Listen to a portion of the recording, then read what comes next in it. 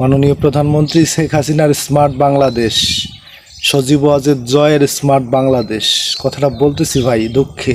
আসসালামু আলাইকুম সবাইকে, সবাই কেমন আছেন? এখন বাজে ভোর 5টা।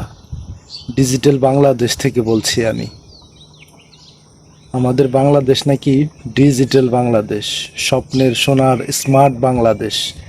এটাই আমাদের স্মার্ট বাংলাদেশের নমুনা, ডিজিটাল বাংলাদেশের নমুনা। ভোর 5টা বাজে ঘুমাইতে পারি নাই, রাত্রে 12টা বাজে ঘুমাইছি, এখন বাজে 5টা। 1 2 3 4 5 ঘন্টা। এই 5 ঘন্টার মধ্যে এই ডিজিটাল বাংলাদেশে সম্ভবত 2 ঘন্টা ঘুমাইতে পারছি।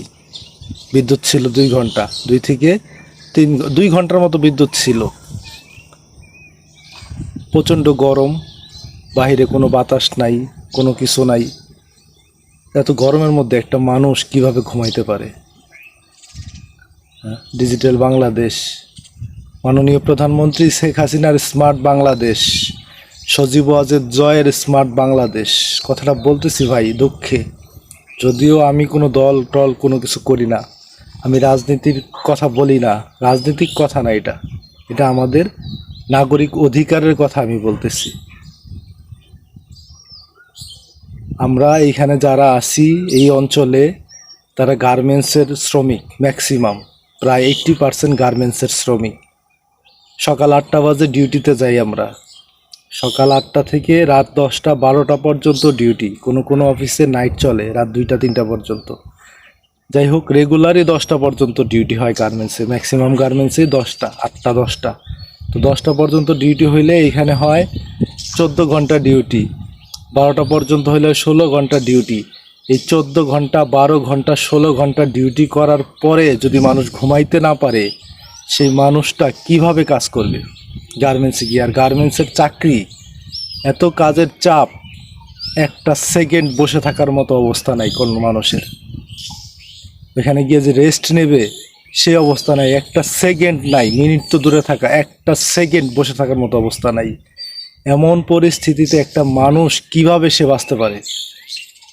হ্যাঁ, স্বপ্নের সোনার বাংলাদেশ, ডিজিটাল বাংলাদেশ। আচ্ছা ভাই, অনেক কথা বলে ফেলালাম। সবাই ভালো থাকবেন, সুস্থ থাকবেন, আমার জন্য দোয়া করবেন, আমাদের জন্য দোয়া করবেন, আমাদের মতো শ্রমজীবী মানুষের জন্য দোয়া করবেন, যারা নাকি এত পরিশ্রম করার পরেও একটু আরাম পায় না, একটু ঘুমাইতে পারে না রাত্রে। আজকে সকাল 8টা থেকে আবার রাত 10টা 12টা পর্যন্ত যুদ্ধ হবে। আল্লাহ হাফেজ। ভালো লাগলে শেয়ার করবেন ভিডিওটা। বলতে ভুলে গেছি ভাই, আমি আপনাদের কাছে আমার এই ভিডিওটা যারা যারা দেখতেছেন তাদের কাছে আমি অনুরোধ করব, আমাদের স্মার্ট বাংলাদেশের সংজ্ঞা কি আমাকে একটু বোঝায় দিবেন। স্মার্ট বাংলাদেশ, ডিজিটাল বাংলাদেশের সংজ্ঞাটা কি?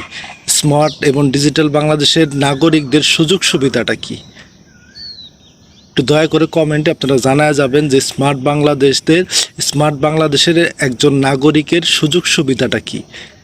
ডিজিটাল বাংলাদেশের বসবাসরত একটা নাগরিকের সুযোগ সুবিধাটা কি? এটা একটু কমেন্টে জানা যাবেন প্লিজ।